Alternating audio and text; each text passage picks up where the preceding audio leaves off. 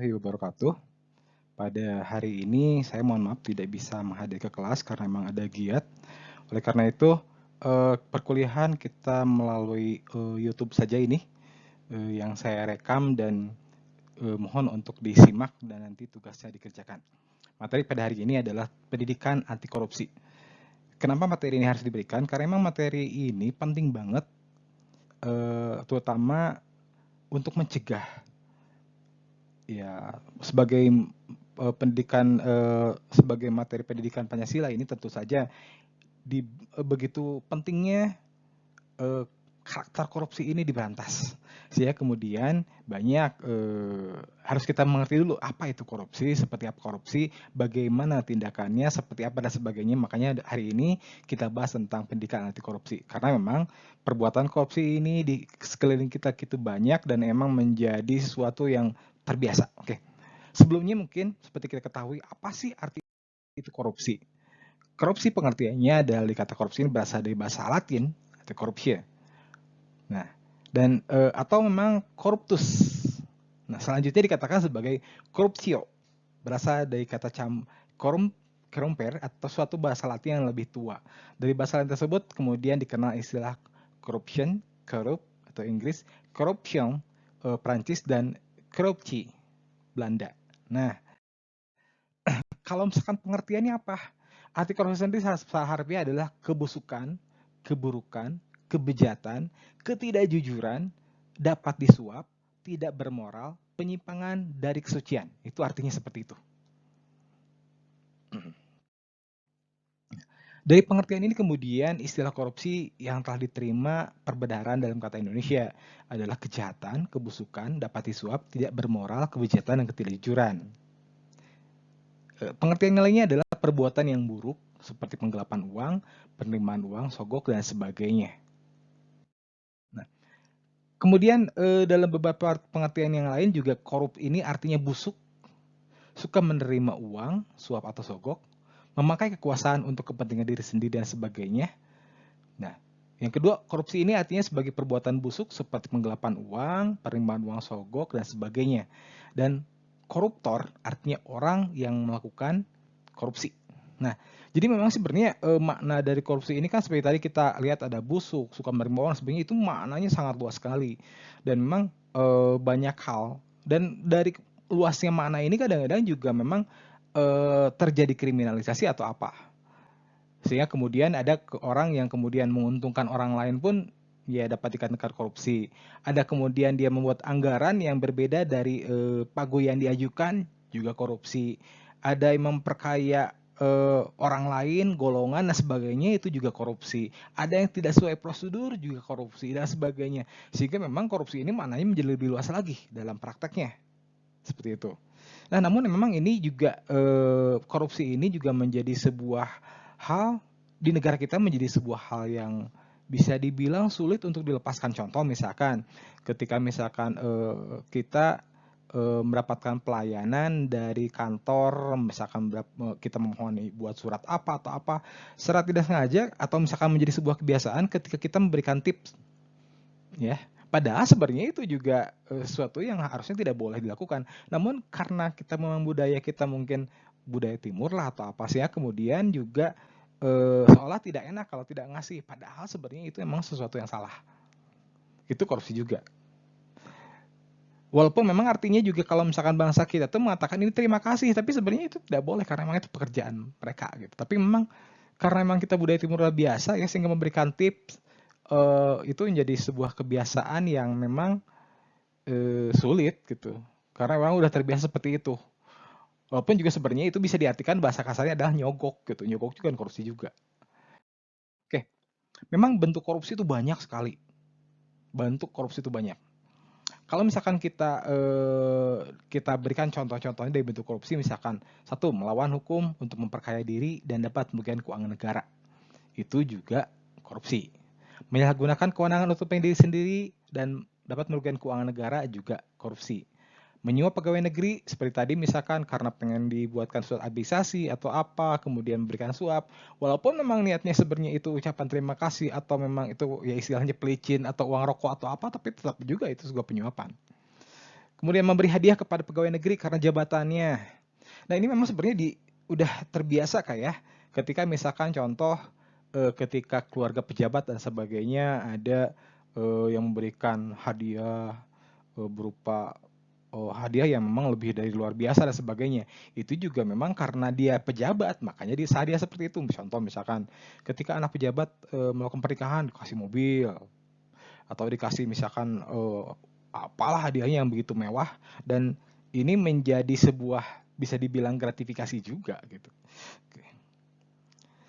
Pegawai negeri menerima suap, itu juga memang masuk. Pegawai negeri menerima hadiah yang berhubungan dengan jabatannya seperti tadi, karena misalkan pejabat tertentu, ya makanya agar kebutuhan nanti ketika dan sebagainya terpenuhi, makanya karena diberi suap dan sebagainya.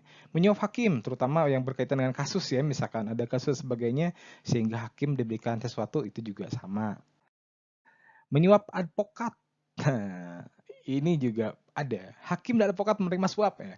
Pegawai negeri menggelapkan uang atau memberikan penggelapan. Nah, di sini pegawai negeri berarti kan memang hubungannya dengan kekuasaan dia di pemerintahan. Sehingga apapun yang dilakukan oleh dia itu sebuah hubungannya karena uang pemerintahan berarti ini uang rakyat juga. Sehingga menggelapkan uang di pekerjaan dia. Dia ya termasuk korupsi. Pegawai negeri memasukkan buku untuk pemeriksaan administrasi juga sama. Karena pegawai negeri ini kan uang rakyat juga. Pegawai negeri merusak barang bukti. Nah, ini juga banyak terjadi misalkan ketika barang bukti itu dijual, barang bukti itu dirusak dan sebagainya, itu juga sama, korupsi juga. Pegawai negeri membiarkan orang lain merusakkan bukti juga sama, karena juga biasanya kalau kenapa sampai kemudian merusak barang bukti dan sebagainya, berarti ada tujuan tertentu, menguntungkan orang tersebut. Kemudian pegawai negeri membantu orang lain merusakkan bukti dan sebagainya, gitu juga sama. Pegawai negeri memeras orang lain, terutama karena dia punya kewenangan atau misalkan punya jabatan dan sebagainya sehingga memeras orang lain, itu juga sama. Pegawai negeri memeras pegawai yang lain juga sama. Pemborong membuat curang. Nah, itu juga agar misalkan dia mendapatkan keuntungan sehingga harga yang sungguhnya kemudian dikurangi dari takaran yang seharusnya, kemudian dikurangi dari kualitas yang seharusnya dan sebagainya sehingga kemudian dia mendapatkan keuntungan lebih, itu juga tetap korupsi juga. Kemudian pengawas proyek pembuat perbuatan curang. Nah, ini sama juga, ada kecurangan sebagai dia biarkan sebagainya.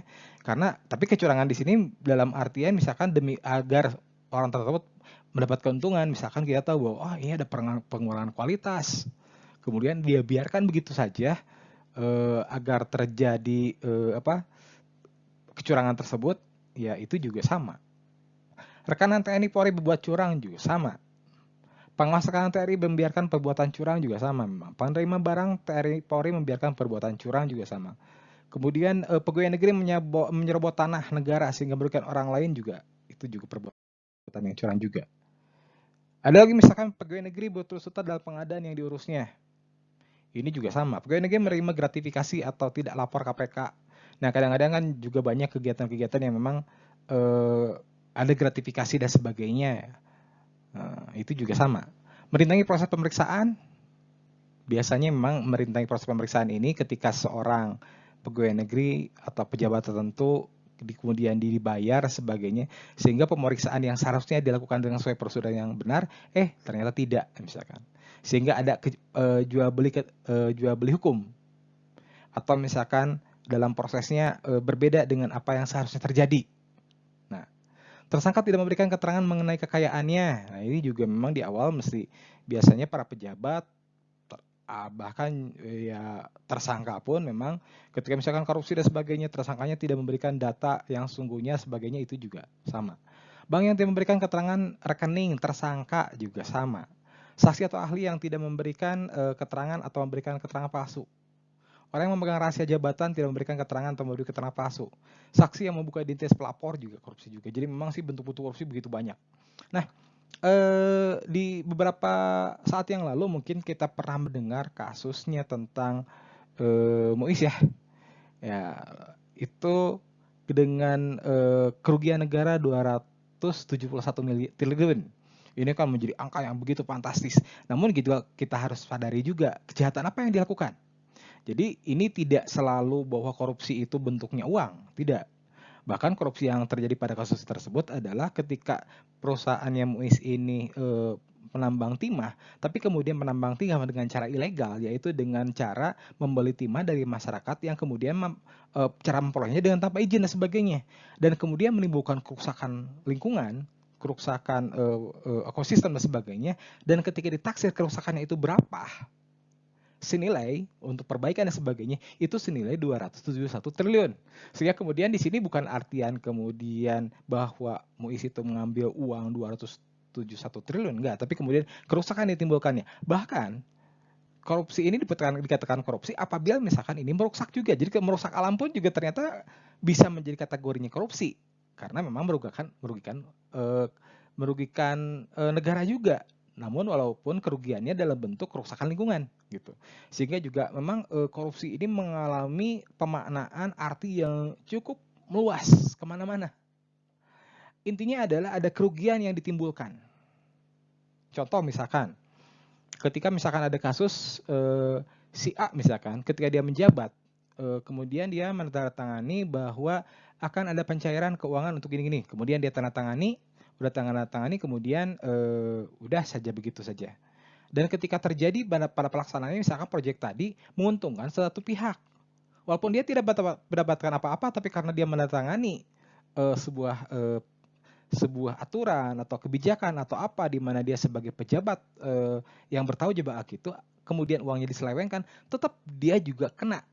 Ya minimalnya dia diperiksa sebagai saksi. Bahkan juga sebenarnya bisa-bisa juga dia menjadi seorang yang bertanggung jawab atas kejadian tadi. Walaupun sebenarnya yang menggunakannya misalkan atau pelakunya adalah orang bawahannya atau apa. Begitupun misalkan sekarang yang terjadi pada kasus misalkan jadi pada pemilu misalkan. Contoh ketika misalkan masyarakat diberikan uang suap untuk mencoblos dirinya, itu pun juga tindakan korupsi juga. Jadi tindakan korupsi ini begitu luas banget artinya. Sehingga kemudian kita menjadi agak-agak bias. Apa sih korupsi itu sebenarnya? Ternyata tidak selalu itu merugikan keuangan negara. Jadi apakah selalu misalkan merugikan uang negara? Tidak selalu. Bisa juga pada prakteknya adalah keuangan misalkan keuangan masyarakat pun, swasta dan sebagainya. Contoh misalkan sekarang tidak penyuapan bagi masyarakat yang pilkada misalkan. Ketika saya pengen dipilih, saya kemudian memberikan uang suap kepada masyarakat agar dipilih, sebenarnya itu tindakan koruptif juga. Tindakan yang salah juga gitu. Nah, namun pemaknaannya yang begitu luas sehingga kadang-kadang di negara kita yang begitu banyak hal-hal yang memang misalkan tidak teledornya administrasi, kemudian pencatatan administrasi yang tidak rapi dan sebagainya, atau mungkin budaya kita yang memang begitu gampang memberikan ucapan terima kasih dalam bentuk uang dan sebagainya, atau mungkin gratifikasi atau apapun itu menjadi sesuatu yang salah dan sesuatu yang bisa dikatakan korupsi. Jadi kalaupun misalkan sekarang ada perbuatan-perbuatan kalau diukur dengan kacamata korupsi, sepertinya di kita tuh memang banyak sekali pelakunya. Karena kadang-kadang kita juga memang terjebak dengan itu. Contoh misalkan sekarang, ketika rencana penganggaran, misalkan kita mengajukan anggaran sekian. Namun ketika prakteknya misalkan laporan pertanggungjawabnya tidak dibuat, atau misalkan laporan pertanggungjawabnya tertera berbeda dengan di awalnya, itu pun bisa kena sebenarnya. Atau kadang-kadang yang terjadi gini, sebuah yayasan atau sebuah PT mendapatkan bantuan dari pemerintah. Namun misalkan pada prakteknya si pemerintah tadi oknumnya meminta misalkan bagian berapa persen dari bantuan yang diberikan. Itu pun sebenarnya korupsi juga. Dan si penerima bantuan juga harus melaporkan 100% kegiatannya dan uangnya didapatnya untuk alokasi yang ditentukan. Namun kemudian pada kenyataannya tidak seperti itu. Nah, dan mereka juga si penerima bantuan juga tidak bisa apa-apa. Ketika misalkan menerima bantuan 100%, tapi kemudian misalkan ada oknum yang meminta jatahnya 10%, 20%, bahkan mungkin ada yang lebih besar lagi. Ya itu termasuk perbuatan korupsi dan banyak yang terjebak dengan itu. Jadi kalaupun misalkan dihitung dengan sistem sekarang yang terjadi di masyarakat, kayaknya akan ada banyak orang yang memang menjadi pelaku koruptif. Kenapa? Karena memang kebiasaan-kebiasaan tadi yang terjadi di masyarakat memang banyak gitu. Seperti misalkan sekarang kita datang ke desa, kemudian minta dibuatkan surat apa, keterangan apa dan sebagainya. Kemudian kita memberikan juga ini terima kasih untuk uang rokok. Sebenarnya itu tidak boleh gitu. Sebenarnya itu tidak boleh. Namun pada prakteknya memang itu sering terjadi di masyarakat dan udah menjadi hal yang umum. Bahkan apabila misalkan tidak memberikan, itu kita rasanya gimana ya? Enak gitu. Oke, di slide ini ada 30 bentuk-bentuk korupsi, walaupun memang sebenarnya lebih dari ini ya, banyak kegiatan-kegiatan ini. Dan ini sumbernya dari Pendidikan Anti Korupsi untuk Perguruan Tinggi di Kemendikbud RI, cetak 1 Desember 2011. Dasarnya dari ini contoh-contohnya. Gratifikasi. Gratifikasi didefinisikan sebagai pemberian uang dalam arti luas, yaitu meliputi pemberian uang, barang, rabat, diskon, komisi, pinjaman tanpa bunga, tiket perjalanan, fasilitas penginapan, perjalanan wisata, pengobatan cuma-cuma, dan fasilitas lainnya. Jadi apabila misalkan didefinisikan bahwa sebenarnya ini kan gratifikasi ini artinya kalau dalam bahasa kita adalah penyuapan. Nah, penyuapan ini juga memiliki arti yang ya banyak lah di kita di masyarakat juga. Misalkan gini, apabila misalkan ada seorang pejabat, dia menikahkan anaknya, atau misalkan ulang tahun atau apa, kemudian ada pengusaha yang sebaiknya memberikan gratifikasi berupa misalkan ngasih hadiah, ngasih tiket, ngasih diskon, ngasih kendaraan, ngasih atau apapun itu juga bisa menjadi kategori korupsi. Atau misalkan yang ramai ketika misalkan ketika misalkan bulan atau hari raya di mana pada umumnya memang seorang diberikan hadiah berupa hampers atau apa. Nah, namun kemudian diberikannya adalah pejabat misalkan. Ini juga bisa menjadi kategori korupsi apabila misalkan diberikan hampers yang memang ini bisa dikategori nggak wajar. Misalkan contoh memberi hampers berupa mobil atau berupa barang yang nilainya begitu fantastis sebagainya. Nah, ini menjadi sebuah hal yang tidak boleh dilakukan sebenarnya. Jadi bentuk gratifikasi itu memang banyak banget seperti itu. Oke. Kalau bicara tentang